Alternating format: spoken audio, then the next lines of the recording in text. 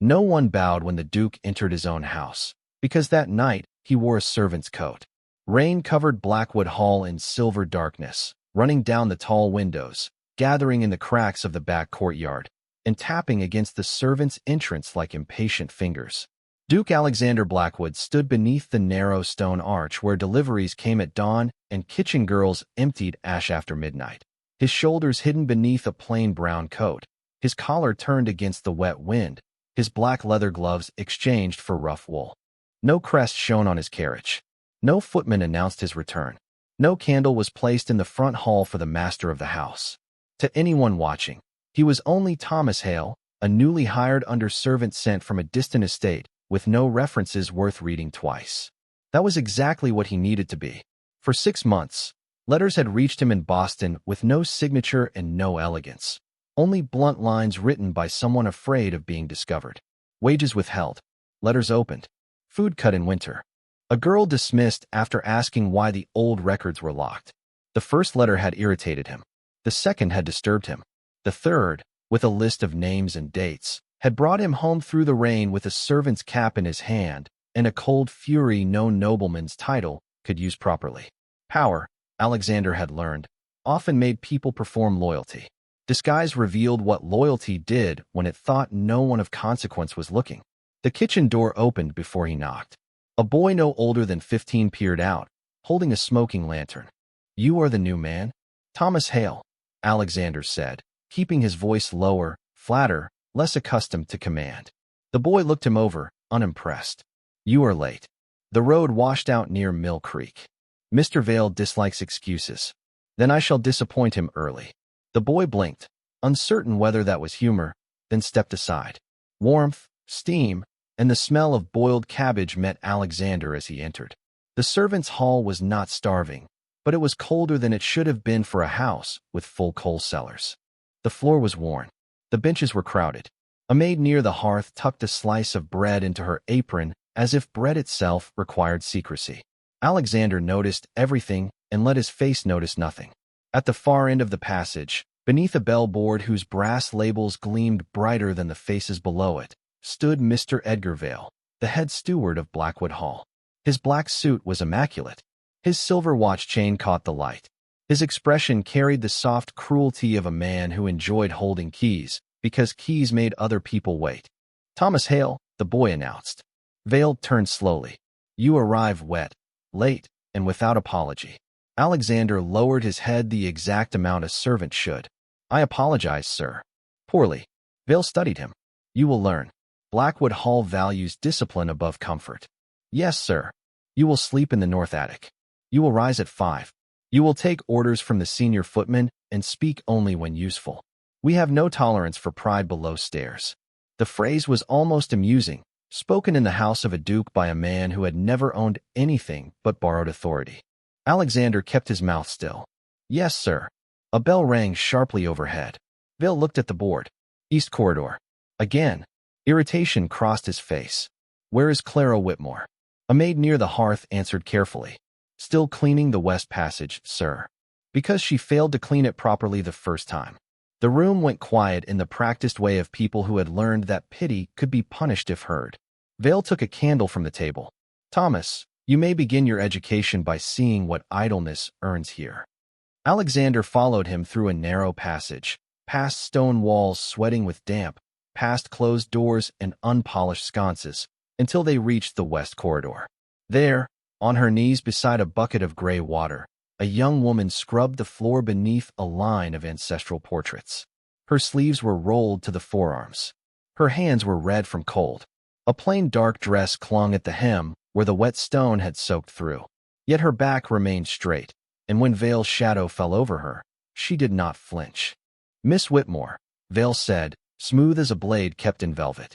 "Still admiring your own poor work?" The young woman lifted her face. She was pale, tired, and composed in a way that did not belong to obedience alone. "I am finishing it, sir. Finishing what should have been correct before supper." The mud was tracked after supper. By whom? The question was a trap. Every servant knew it. Clara Whitmore looked down at the floor, then back at the steward. By someone whose boots had the right to be muddy. Vale smiled faintly. How philosophical. Alexander watched from the edge of the candlelight, feeling the first true anger of the night move beneath his borrowed coat. Not loud anger, not careless anger, the colder kind, the kind that counts. Vale turned to him. You see, Thomas, this is what comes of allowing charity hires into great houses. They confuse patience with permission. Clara's gaze shifted briefly to Alexander. She saw only a new servant, wet from the road, silent beside the man who ruled the lower hall. No calculation entered her face. No appeal. No attempt to enlist him. Then she lowered her eyes again, not in surrender, but in economy. Vale walked away, satisfied by his own performance. Alexander remained long enough to lift the empty coal scuttle from where it blocked her reach. Clara paused. You need not involve yourself. It was in your way. Many things are. And you move all of them quietly? She wrung the cloth once, dark water twisting into the bucket. A poor girl survives by spending her anger carefully. The sentence entered Alexander more sharply than any accusation. He had come disguised to expose corruption in his house. He had not expected, within the first hour, to find a woman kneeling on his cold floor who understood power better than the men born to it. Clara bent back to her work, and Alexander, still wearing the name Thomas Hale, looked down the corridor of Blackwood Hall and felt his own title become heavier than wet wool. Blackwood Hall did not sleep beneath its chandeliers. It labored beneath them. Before dawn, when the noble rooms still rested behind closed doors and heavy curtains, the servants' corridors stirred with cold dust, cold water, and the small sounds of people trained to be invisible. Alexander Blackwood, still called Thomas Hale by every mouth below stairs, rose from a narrow bed in the north attic where the wind slipped through the roofline and turned the blanket thin as paper. He had slept little, not because the cot was hard, though it was, and not because the attic smelled faintly of damp wool and old trunks, though it did. He had lain awake hearing his own house breathe differently from below, hearing boots in the corridor, a cough smothered behind a sleeve, the distant ring of a bell answered too quickly by someone afraid of delay. At 5, he reported to the lower hall, where Mr. Vale's rules hung heavier than the copper pans. Clara Whitmore was already there.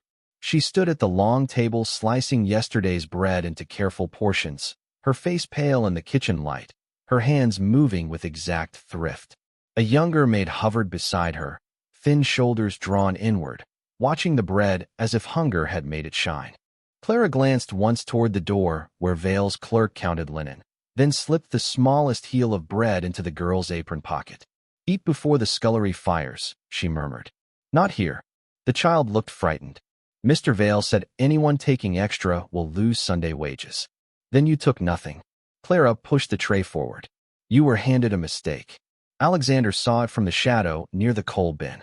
A crumb of kindness disguised as error. A rebellion small enough to survive. Clara turned and found him watching. Her expression did not harden, but caution entered it. If you intend to report me, Mr. Hale, do it before the tea cools. I was deciding whether mistakes are common at Blackwood Hall. Only among the poor. The rich call theirs decisions. He should not have felt the words as personally as he did. Yet they struck the name hidden under his servant's coat and left it exposed within him. You speak boldly for someone who spends anger carefully. Speaking is cheaper before sunrise. Mr. Vale is still arranging his importance. The faintest warmth touched her mouth, then vanished as the steward's footsteps approached. At once the room altered. Shoulders lowered.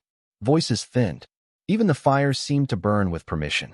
Mr. Edgar Vale entered with his ledgers beneath one arm, his watch chain bright against his black waistcoat. The Duke remains in Boston, he announced to no one in particular. Until his grace returns, this house will maintain discipline worthy of his name. Alexander lowered his eyes before anyone could see what passed through them. His name, used like a locked door against hungry girls and tired women. Vale began assigning tasks. Thomas Hale to carry coal to the upper west rooms. Clara Whitmore to polish the silver in the butler's pantry after finishing the south stairs.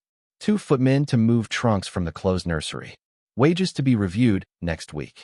Letters to be delivered through his office only. At that, Clara's hand stilled over the bread knife.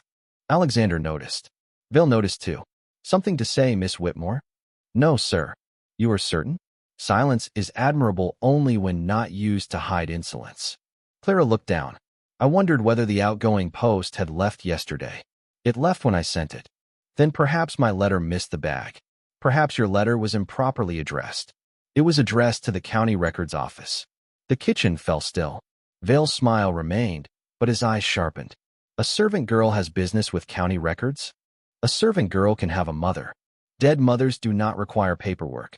The words were not loud. They were worse than loud. They were neat. Alexander felt the room absorb them like a bruise no one would name. Clara's face went white, yet she did not give Vale the satisfaction of seeing her bend. "No, sir," she said, "but the living sometimes require truth." For a moment, Vale looked almost afraid. Then he closed his ledger. "South stairs. Now." Clara curtsied and left with the bread tray. Alexander waited one breath, then took up the coal scuttle assigned to him and followed the passage that led toward the stairs. He found her at the first landing, setting the tray on a side table with hands that trembled only when no one stood close enough to accuse her of weakness. "County records," he said quietly. She did not turn. "You heard." "Everyone heard." "Then everyone may forget." "I may not." Clara faced him then, the dim stairwell light catching the tired dignity in her eyes. "Be careful, Mr. Hale. Curiosity is a luxury servants cannot afford. And yet you sent a letter." Her hand moved to the pocket of her apron, where something small and folded rested beneath the cloth. "Some questions become heavier when ignored." "About your mother?" "About the name they buried with her." The answer was so low he almost missed it. Above them, Blackwood Hall rose in polished silence, all carved banisters and ancestral portraits, while below, truth moved through back corridors like a candle shielded from wind. Alexander wanted, suddenly and dangerously, to tell her who he was, to say that the house she feared had a master standing 2 steps beneath her, ashamed and listening. But disguise once removed could not be worn again, and he did not yet know how deep Vale's rot had reached. So he remained Thomas Hale, holding coal like penance. Clara lifted the bread tray and stepped past him. "If you are kind," she said, "do not ask again unless you mean to stand near the answer." He watched her descend the stairs, straight-backed and silent, carrying breakfast to people who would never know she had fed someone hungrier first. In that moment, Alexander understood that Clara Whitmore's secret was not a trinket hidden in an apron or a name written on old paper. It was a wound the house itself had helped keep open. And if Blackwood Hall had buried her mother's truth, then the Duke of Blackwood, servant's coat or not, was already standing on a grave made by his own name. By noon, Alexander Blackwood had carried coal through enough corridors to understand that his house possessed 2 faces. Above stairs, Blackwood Hall gleamed with old money, carved walnut doors, polished brass, damask walls, and portraits of men who had mistaken sternness for virtue. Below stairs, the air thinned into damp stone, narrow passages, and ledgers that seemed to weigh more than bread. As Thomas Hale, he was sent where guests never looked. He saw the pantry shelves locked between meals. He saw the laundry girls counting soap as if soap were silver. He saw a cook watering soup because Mr. Vale had ordered expenses reduced while the dining room still displayed fruit in porcelain bowls nobody ate. Each discovery entered him like a quiet accusation. A duke can be absent from a room and still be responsible for what his name permits there. Clara Whitmore moved through that world as if she had learned the shape of every danger by touch. She spoke little when Vale was near. She wasted nothing. She folded torn linen for mending instead of discarding it. She gave the youngest scullery made the warmer stool by the stove without making charity visible. When an elderly footman's cough worsened near the back stairs, Clara left a cup of tea outside his door and told the passing boy it had been forgotten there. Alexander watched all of it with the discomfort of a man being taught goodness by someone who believed him poor. That was the part that unsettled him most. Clara expected nothing from Thomas Hale. No favor, no protection, no reward. Her kindness was not an investment. It was a discipline. Near evening, a bell rang from the upper east rooms, and the servants scattered with practiced speed. Alexander was ordered to carry a tray of clean towels to the guest corridor, though no guest had arrived. He found Clara there, standing on tiptoe to straighten a crooked curtain rod. The candlelight caught a loose strand of hair at her cheek. Her sleeves were still damp from the morning wash. "That rod will fall again," he said. "Most things do here." "Then why fix it?" "Because until it falls, the room looks less neglected. She climbed down from the small step stool, and her foot slipped slightly on the polished floor. Alexander moved just enough to steady the stool, not her. She noticed the restraint and gave him the smallest nod. Thank you. You should ask for help. From whom? Anyone. Clara glanced toward the long corridor where every door was closed. Anyone is often the name people give to no one. The sentence sat between them. He could have answered as a duke. He could have promised reform, wages restored, veil dismissed, every wrong made visible by morning. But Thomas Hale had no such authority, and Alexander had not yet earned the right to spend truth like a coin. Then ask me, he said. Clara looked at him then, more directly than before. Why? Because I am here. That is not the same as staying.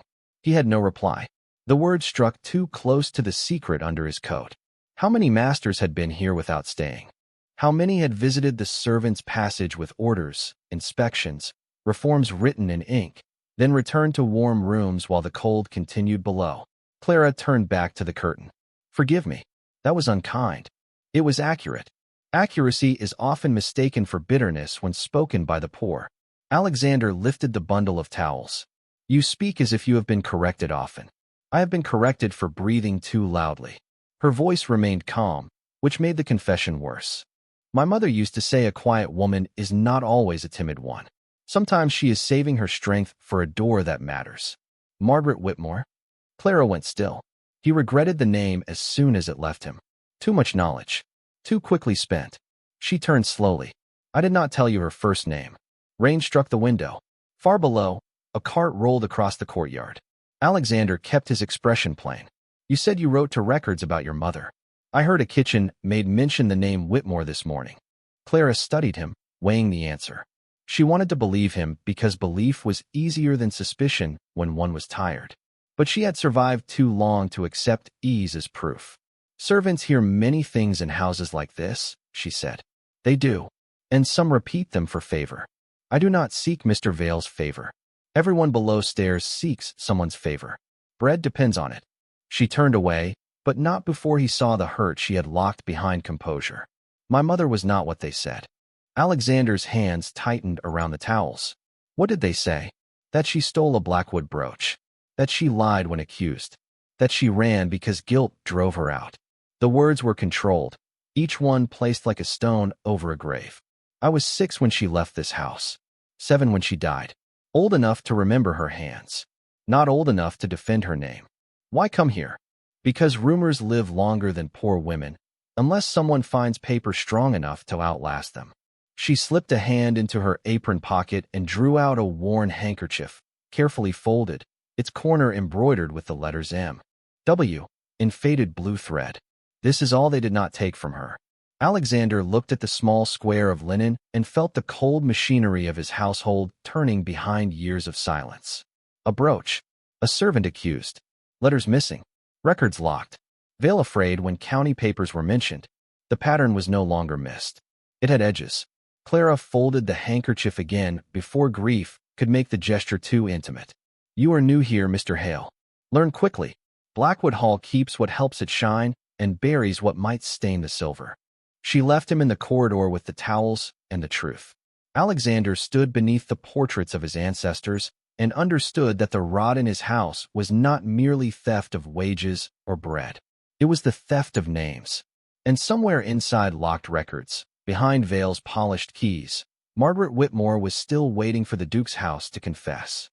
That night, Blackwood Hall dressed itself in silver and silence. Above stairs, candles were lit in the drawing room for a family council that the servants were not meant to understand. Mr. Edgar Vale had announced the meeting with unusual care, sending footmen to polish and use trays, ordering the kitchen to prepare sugared biscuits no one below stairs would taste, and placing the household ledgers on the sideboard as if paper could become innocence by being arranged neatly. Alexander Blackwood, still hidden beneath the name Thomas Hale, carried coal past the half-open drawing-room doors and heard enough to know that Vale was nervous. Nervousness, in a man who ruled through stillness, was nearly a confession. Inside, Vale spoke with Mr. Percival Knox, the estate solicitor's clerk, a thin man with ink-stained fingers and a face trained to agree before hearing facts. "The Duke will not return before winter," Vale said. "His Grace trusts the household arrangements as they stand."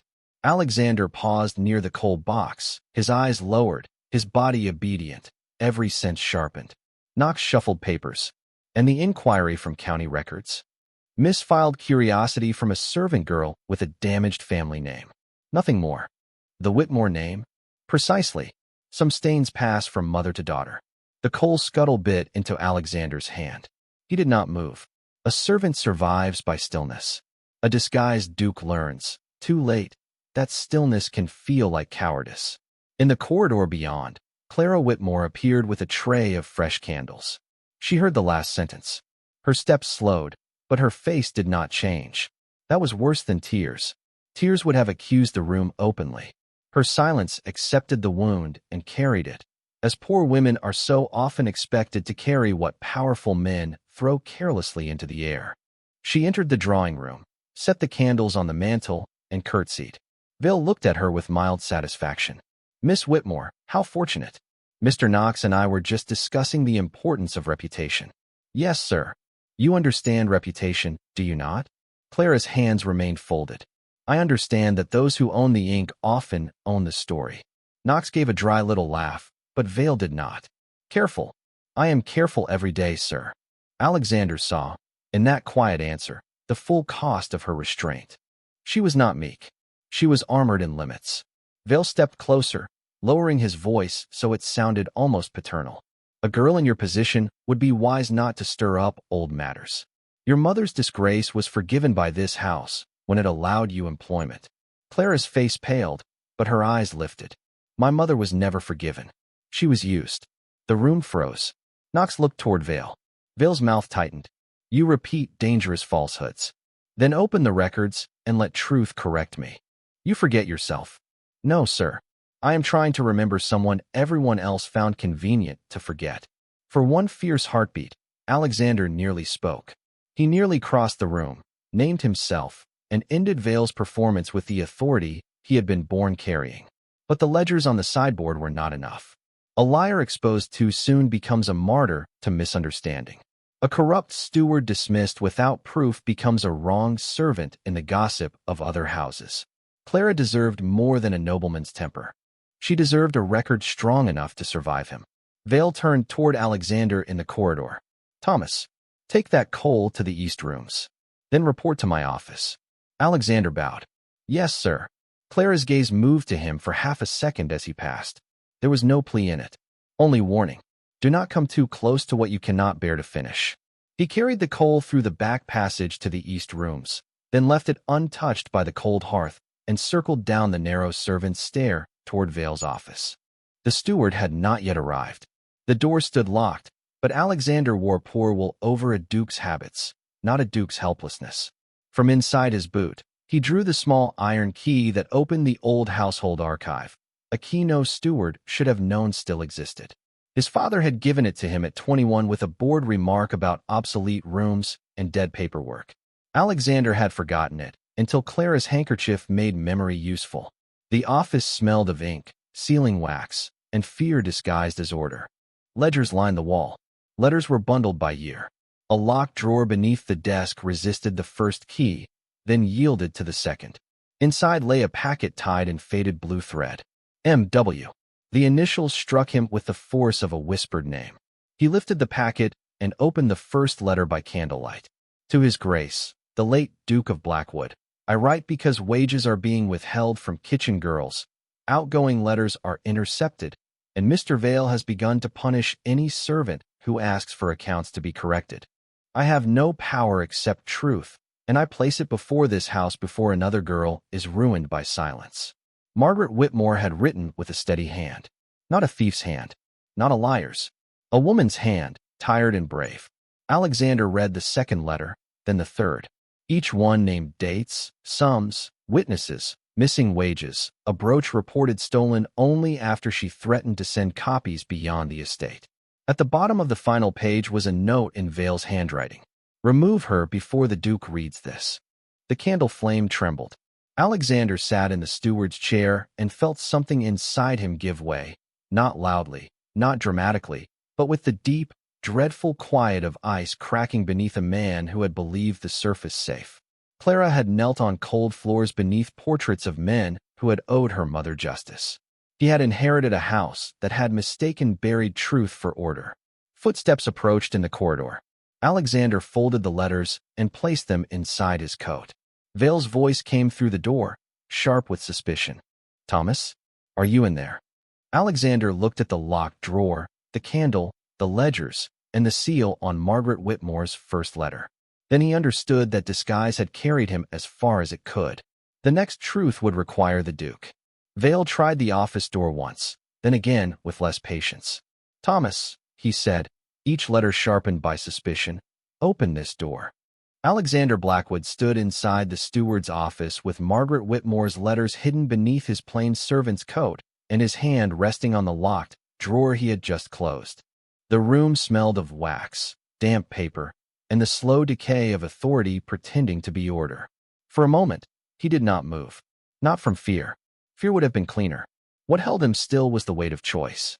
If he opened the door as Thomas Hale, he might learn more. If he opened it as the Duke, he could end the lie. But Clara's mother had been ruined because a powerful house had acted too late, because truth had waited politely while cruelty kept keys. Alexander turned the latch. Vale stood in the corridor, candle raised, his immaculate face arranged into outrage. "What are you doing in my office?" "Your office?" Alexander asked. Vale's eyes narrowed at the tone. "You were told to report here, not to rummage through private drawers." Private is an interesting word for records kept in the Duke's house. "You forget your place." "No," Alexander said quietly. "I have remembered it too well." Vale stared at him, and something like uncertainty passed behind his polished expression. Before he could answer, Clara appeared at the far end of the corridor with a bundle of folded linen against her chest. She stopped when she saw them. Her gaze moved from Vale's stiff posture to Thomas Hale's stillness, then to the candle burning too steadily in the open office behind him. She understood danger before she understood its shape. "Miss Whitmore," Vale said without looking away from Alexander, "return below." Clara did not move at once. "Mrs. Reed asked me to bring linen to the east rooms." Then develop speed. Alexander looked toward her. "Stay." The single word surprised them all, including him. It carried more command than a servant should possess. Clara's eyes changed. Vale heard it too. His face hardened. "You are dismissed, Thomas. Without wages. You will leave before dawn." "Will I?" "You entered locked files." "That is theft." Clara's arms tightened around the linen. That word, theft, moved through the corridor like an old poison poured into a new cup. Alexander saw her flinch only once, so briefly that Vale might have missed it. He did not. Vale smiled. How fitting that Miss Whitmore should witness it. She knows something of stolen things by inheritance. The cold in Alexander became absolute. Not violent. Not loud. Absolute. "Say her mother's name with care." Vale's candle dipped. "What did you say?" Alexander stepped closer, enough for the light to reveal his face fully. "Margaret Whitmore." "Say it with care." Clara went very still. No one below stairs had ever defended that name in the halls of Blackwood. It sounded different spoken aloud without contempt. Vale recovered quickly. "You have been here one day and already presume to instruct your betters." "My betters have been difficult to find." A breath caught in Clara's throat. Vale's hand moved toward the bell cord beside the office door. "I will have you removed."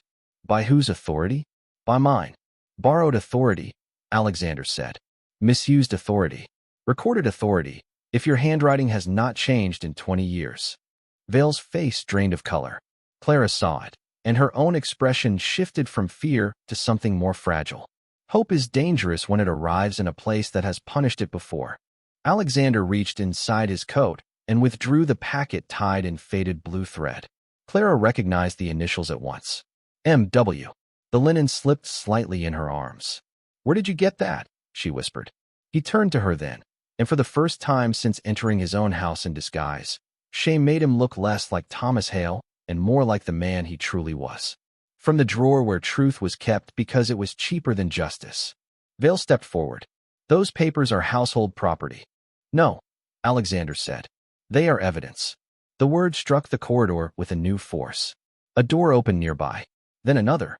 A scullery maid peered from the stairs. An elderly footman stopped beneath a wall sconce. Mrs. Martha Reed emerged from the linen room, her severe face tightening as she took in the scene. Vale looked around and saw witnesses gathering, the one thing petty tyrants hate more than disobedience. "All of you," he said, "back to work." No one moved. Alexander held up the letters, his voice still controlled, but no longer small. Margaret Whitmore wrote to the late Duke about wages withheld, letters intercepted, and servants punished for asking why accounts were altered. She named dates. She named sums. She named you. Vale's mouth opened, but no answer came quickly enough. Clara's face had gone pale, not with weakness, but with the terrible dignity of someone hearing a grave speak after years of silence. "My mother wrote to him. More than once," Alexander said. "Her letters never reached him." Clara looked at Vale. "You said she ran because she was guilty." Vale lifted his chin. "Your mother was dismissed for theft." A brooch vanished. Alexander untied the packet and opened the final page. The brooch was reported missing 2 days after Margaret Whitmore threatened to send copies of these records beyond the estate. In your note, written beneath the last letter, you ordered her removal before the Duke could read it. Mrs. Reed covered her mouth with one hand. The elderly footman whispered, "Merciful heaven." Vale's eyes darted toward the stairwell, calculating escape through procedure, through outrage, through rank. "And who are you to judge Blackwood records?" "A hired man with muddy boots." Alexander looked at Clara. She was watching him now with dawning confusion, and the pain of what he had hidden from her struck deeper than he expected. He had told himself disguise served justice. Yet every hour in that coat had made her offer honesty to a lie. "No," he said, "not a hired man." Slowly, he reached beneath the rough wool collar and removed the small signet chain he had kept hidden against his shirt. The Blackwood crest caught the candlelight. Gasps moved down the corridor. Mrs. Reed sank into a curtsy before she seemed to realize she had done it. Vale stepped back as if the stone floor had tilted beneath him. Clara did not curtsy. She only stared at him, and that refusal, born not of insolence but of betrayal, hurt more than any accusation. Alexander faced the gathered servants. "I am Duke Alexander Blackwood. I returned in disguise because letters reached me saying this house was being governed by fear. I believed I came to uncover theft." He turned to Clara, his voice lower. "I did not know I would uncover a debt owed to the dead." The corridor held its breath. Clara looked from the crest to his face, from Thomas Hale to the Duke who had stood beside her with borrowed silence. "You lied to me," she said. "Yes." No excuse. No noble explanation. Only truth, because she deserved at least that now. Vale seized the moment. "Your Grace, this was a necessary deception. The Whitmore woman was dangerous, and the daughter has clearly manipulated your sympathies." Alexander turned back to him, and the full cold authority of the Duke entered the narrow servants' hall at last. "This house will no longer punish the honest to protect the guilty." Vale's lips parted. "Your Grace, you will surrender your keys to Mrs. Reed. You will remain in your rooms until my solicitor arrives. Every ledger will be opened. Every withheld wage will be counted.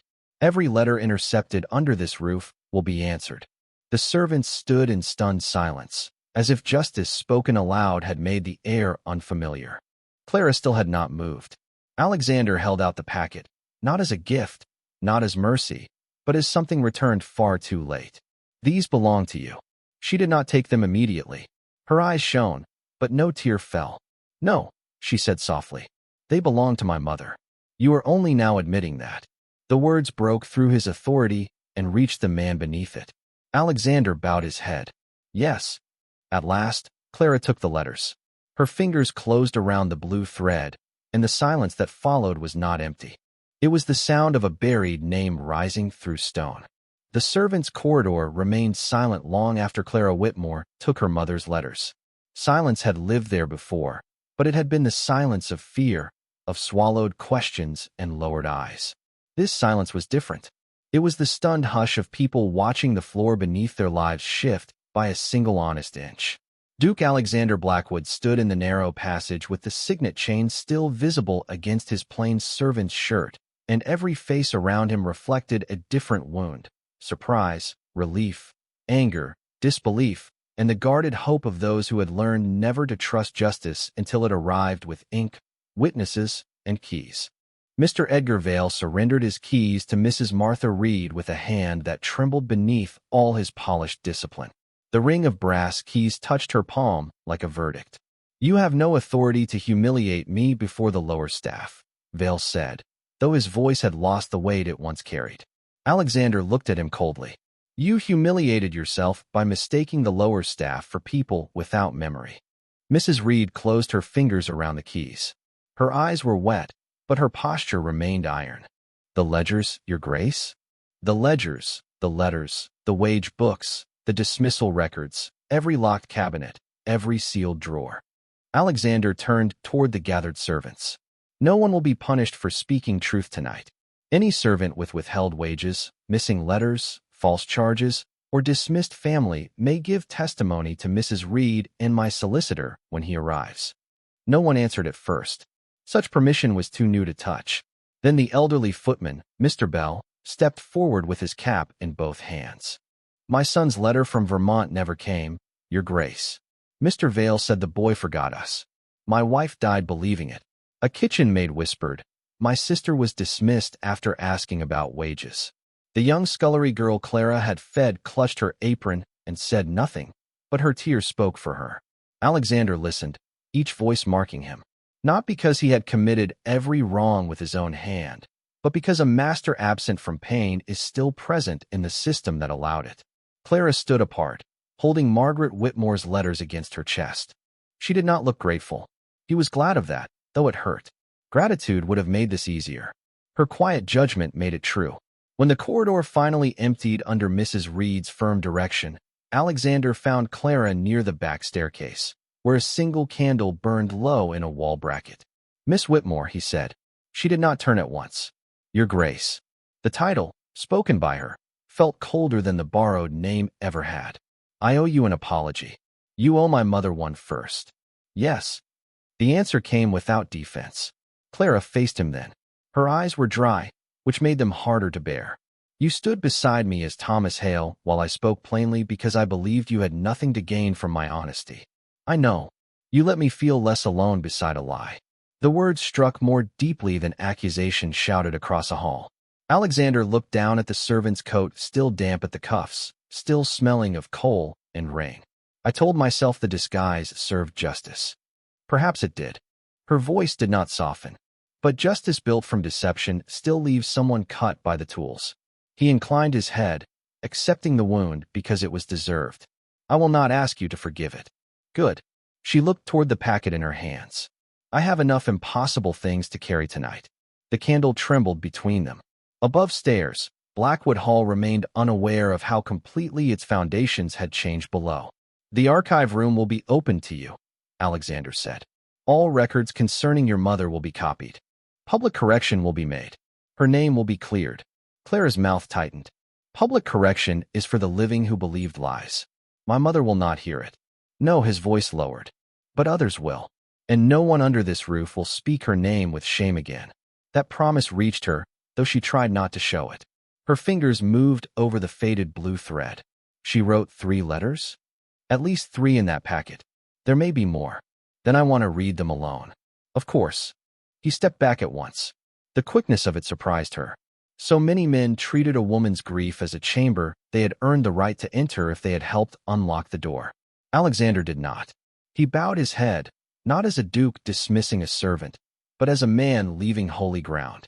Clara turned to climb the stairs, then paused. Thomas Hale listened better than most men. Alexander looked up.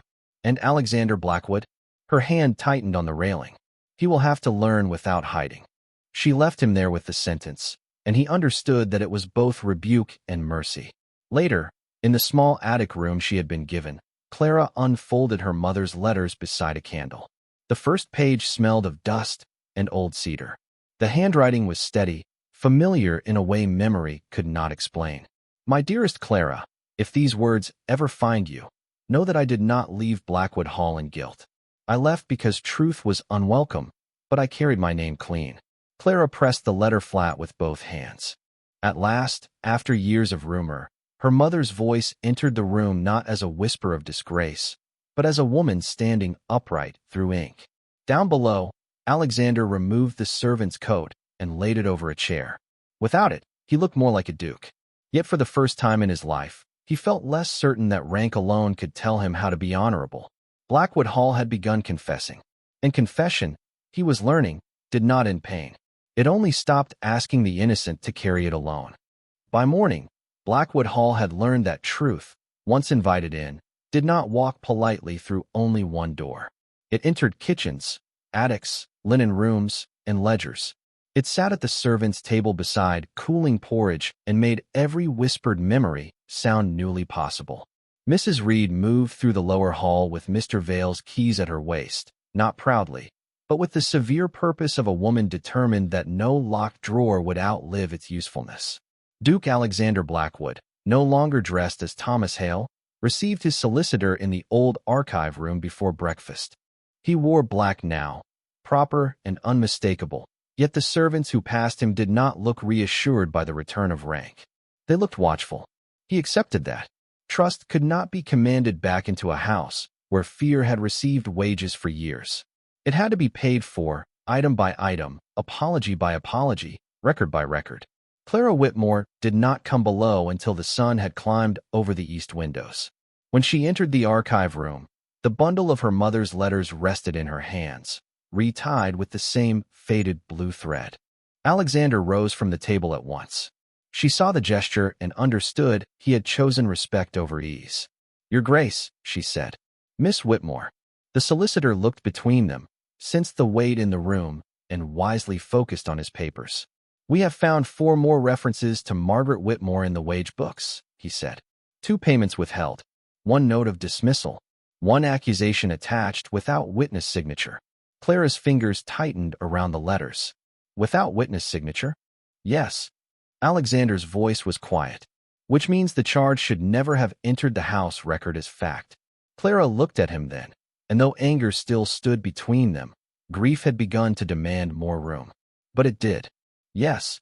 And because it did, every door after that was closed to her. Yes. He did not soften the answer. He would not insult her by making the truth smaller.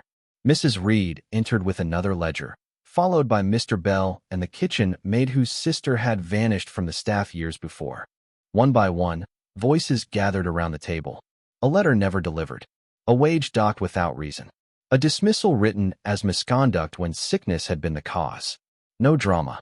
No grand collapse. Only paper after paper proving that cruelty often survives by appearing ordinary. Clara listened until her face lost color. Alexander noticed, but did not offer a hand. She had not invited comfort from him. Instead, he pushed a chair closer without touching her. She sat only after a moment, and the small acceptance felt like something more delicate than forgiveness. Near noon, Mrs. Reed unlocked the cabinet marked Private Household Correspondence. Inside were stacks of old letters tied by year. Clara searched them with steady hands until she found one addressed in her mother's writing, never opened, never sent. The name on it was Clara Whitmore. Her breath caught. The room seemed to fall away. Alexander turned to the others. "Leave us, if Miss Whitmore wishes it." Clara shook her head. "No, let the house hear what it kept from me." She opened the letter. The paper trembled only slightly. "My dearest Clara, if you are old enough to read this, then you are old enough to know that shame is sometimes placed upon the innocent by those who fear their courage. I did not steal from Blackwood Hall. I tried to stop others from stealing from those who had no power to object. If I fail, remember this. Poverty may bend your back, but never let it teach your soul to kneel." Clara stopped there, not because the words ended, but because breath had become difficult. Mrs. Reed looked away. Mr. Bell covered his eyes. Alexander stood still, the full inheritance of his house pressing down on him. He had expected anger to be the worst of it. It was not. The worst was hearing a dead woman give her daughter strength that his house had delayed for 20 years. Clara folded the letter with reverence. "She knew," she whispered. "She knew they might bury her name." Alexander bowed his head. "And she tried to leave you light." Clara looked at him, and for the first time since his disguise had fallen, her gaze did not stop at the lie. It moved past it, unwillingly perhaps, but honestly, toward the man trying to stand in the damage his name had caused. "What will you do with Mr. Vale?" she asked. "He will face the law for falsified accounts and stolen wages. But before he leaves this house, He will sign a statement clearing your mother's name in the household record. And if he refuses? Alexander looked toward the ledgers. Then the evidence will speak without him. His pride is not required for justice. Clara closed her eyes briefly. When she opened them, the old softness had not returned. Something stronger had.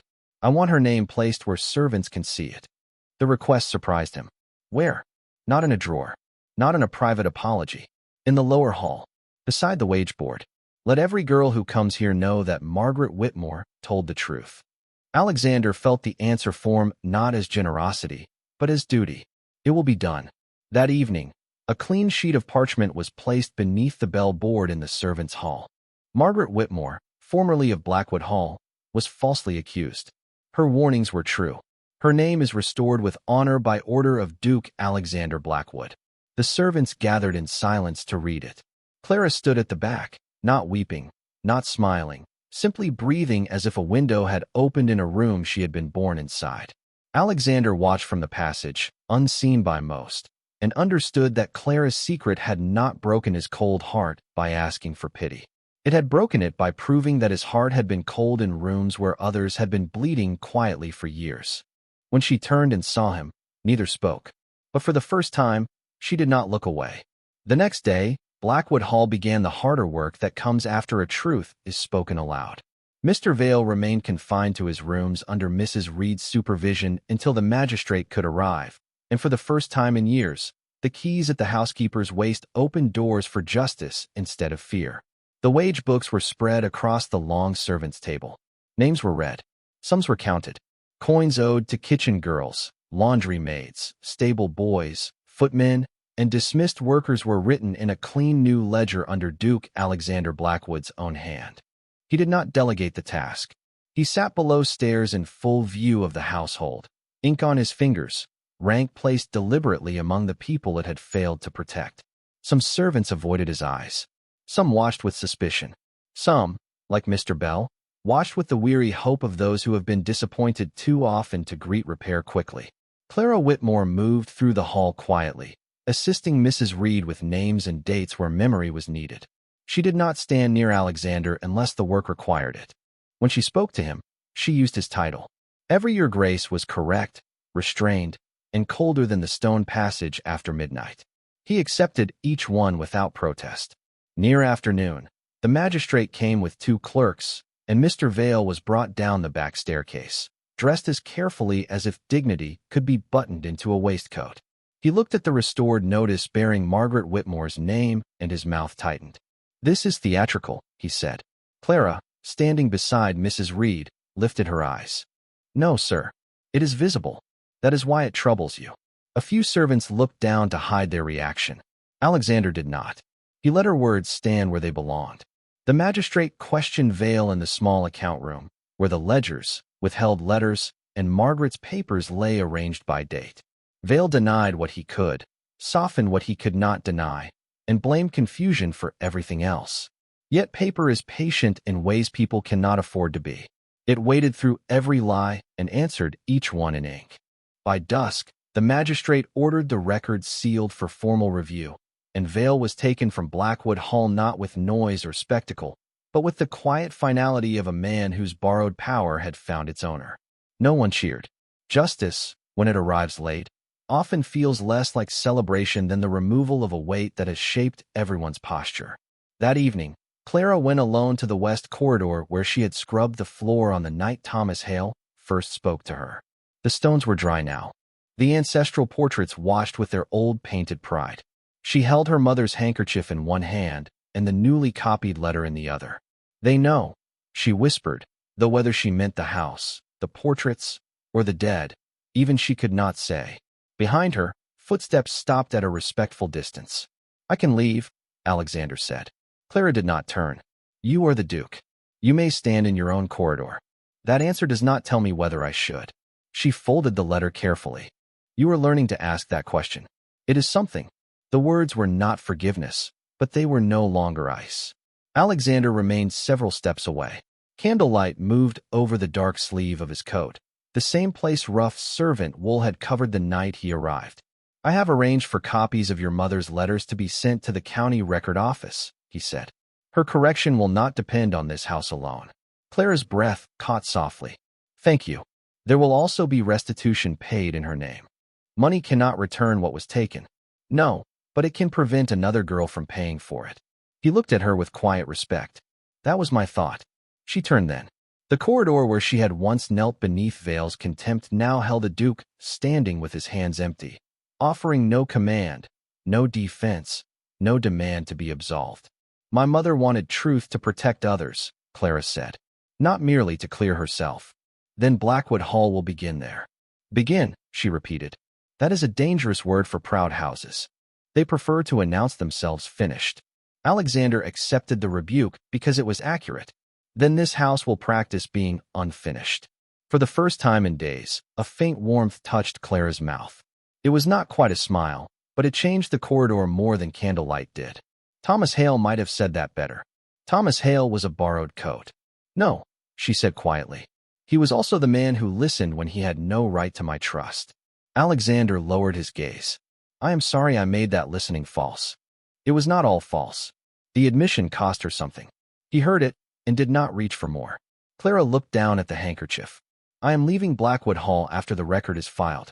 The sentence entered him slowly, like cold air under a closed door. He had known it was possible. He had known it was deserved. Still, knowledge did not soften the sound. Where will you go? Boston, perhaps. Or Salem. Somewhere my mother's name will not be the first thing people weigh when I enter a room. I can write references. You can. I will not make them chains. Her eyes lifted to his. That is why I may accept them. Outside, rain began again, softer than before, touching the glass without anger. Alexander felt the old instinct to solve, to provide, to repair quickly enough that grief would turn its face away. Instead, he stood still. Some wounds do not ask to be sealed by the person whose house sharpened them. They ask only not to be denied. Before you leave, he said, I would ask one thing. Not as payment, not as permission. Clara waited. Let me open the archive room to the household tomorrow. Let every servant see what was hidden, and let your mother's letters be read by anyone who wishes to know why silence served the guilty. Clara looked past him toward the lower hall, where the restored notice hung beneath the bells. At last, she nodded. Yes, but I will read the first letter. Alexander bowed his head.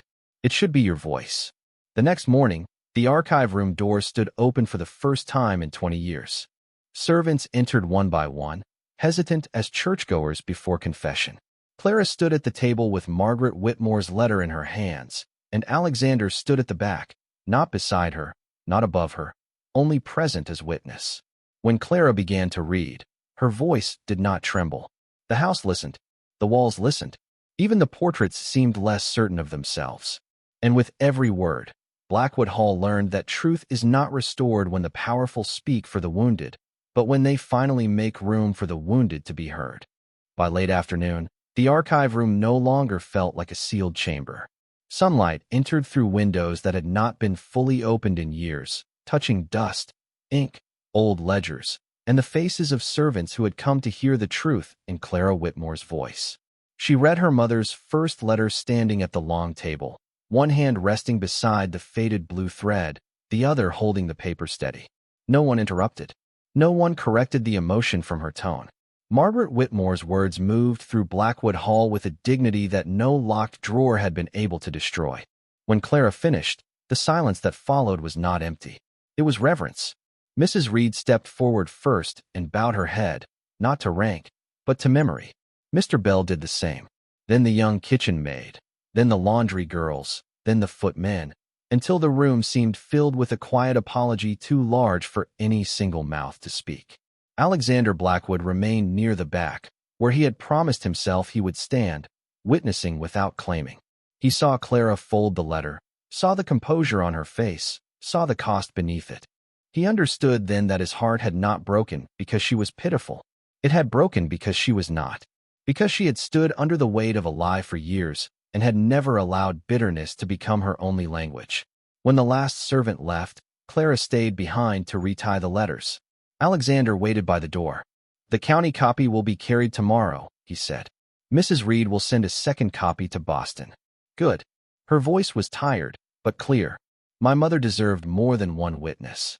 She deserved a duke who read her letters when she sent them. Clara looked up. That duke is dead. And this one was absent. He did not soften the confession. I know the difference does not free me from the debt. She studied him for a long moment. Outside, rainwater still clung to the stone ledge, shining in the low sun like small pieces of glass. No, she said, but knowing the difference may keep you from passing the debt to someone else. The answer was stern, honest, and unexpectedly merciful. Alexander bowed his head. You said you would leave after the record was filed. I did. I have written references. 3. One for a position in Boston, one for Salem, and one with a widow in Concord who runs a school for girls. Clara's fingers stilled over the blue thread. A school. You read with steadiness. You write clearly. Mrs. Reed says you teach the younger maids their letters when work allows. Mrs. Reed observes too much. She rules this house now. It is a required talent. A faint warmth crossed Clara's face, then faded. And if I accept one? Then you go with wages owed, your mother's name restored, and no obligation to answer another letter from Blackwood Hall unless you choose. He placed the sealed references on the table, then stepped back. No gift that requires gratitude is clean. Clara looked at the envelopes. For years, she had carried a handkerchief, a rumor, and a question. Now there were letters that opened doors rather than closing them. The weight of that almost frightened her. You have learned quickly, Your Grace. No, his eyes met hers. You taught me slowly. I only began listening late. The quiet between them changed. Not into romance, not into promise, not into anything easy enough for a storybook ending. It became a threshold. Clara gathered the letters and held them to her chest. I will stay until the county record returns. Alexander's breath altered, barely, but she heard it. As you wish. Not as comfort to you. No, not as proof that everything is forgiven. No, as witness. He bowed his head again. Then Blackwood Hall will be honored by your witness. Over the following weeks, the house continued its difficult awakening. Wages were repaid. Letters were delivered unopened. The servants' hall received better coal, better bread, and a new rule written not in Vale's hand but in Alexander's. No servant's letter shall pass through another person's judgment unless law requires it. Margaret Whitmore's name remained beneath the bell board, not as decoration, but as warning and promise. Clara read in the evenings with the young maids. Mrs. Reed kept the keys, and no one questioned why. Alexander opened the archive every Friday, so any servant could see the accounts that governed their labor. The house did not become gentle overnight. Proud houses rarely do. But it became answerable, and that was the beginning of honesty. When the county record returned with Margaret Whitmore's name officially cleared, Clara stood once more in the lower hall. She touched the notice beneath the bellboard, then folded her mother's handkerchief and placed it safely in her pocket. Alexander stood several paces away. This time, the distance did not feel like deception. It felt like respect. I have decided, she said. The school in Concord? He asked. Not yet. Mrs. Reed says the younger girls here still need letters. And the archive needs order. And someone should make certain your Friday promises do not become monthly suggestions. For the first time in many days, Alexander smiled. It was small, humbled, and real. A formidable appointment. A temporary one. Of course. Clara looked toward the servants' hall, where light warmed the old stone and voices moved without fear. Every day, I decide again. Then every day, the choice remains yours. She nodded, and something unspoken passed between them, not possession, not rescue, but the fragile beginning of trust rebuilt on visible ground. People later said the Duke had disguised himself as a servant to uncover corruption. That was true, but incomplete. He had entered the lower halls to find a thief and found instead the measure of his own blindness. He had worn humility as a costume and met a woman who lived it as strength. Clara Whitmore did not mend his cold heart by forgiving him quickly. She broke it open by making him hear the silence good people endure when power refuses to listen. Some hearts do not become warm because love flatters them. They become warm because truth finally teaches them how to bow.